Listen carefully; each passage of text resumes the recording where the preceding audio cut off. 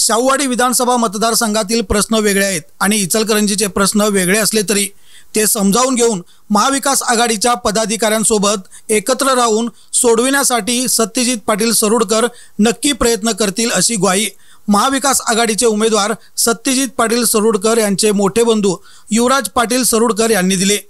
यंत्रमाग धारकांचे नेते विनय महाजन यांनी आज सत्यजित पाटील सरोडकर यांना जाहीर पाठिंबा दिला। या प्रसंगी पाटील बोलत होते। विनय महाजन यांनी वस्त्रोद्योगाचे प्रश्न सोडविण्यासाठी विद्यमान खासदारांनी कधी वेळ दिला नाही। त्यांनी केवळ चर्चा केली, चर्चेपलीकडे काहीच केले नाही असा घणाघाती आरोप केला।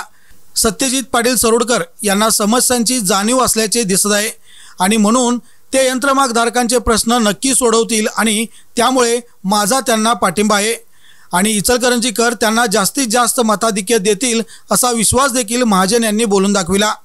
मँचेस्टर आघाडीचे प्रमुख सागर चाळके यांनी मुख्यमंत्री एकनाथ शिंदे यांनी कोरोचीच्या सभेत वीज दराची सवलत देण्याचा निर्णय जाहीर केला, मात्र त्याचा फायदा झाला नसल्याचे सांगत राज्य शासनाने यंत्रमाग धारकांची घोर फसवणूक केली आहे असा आरोप केला।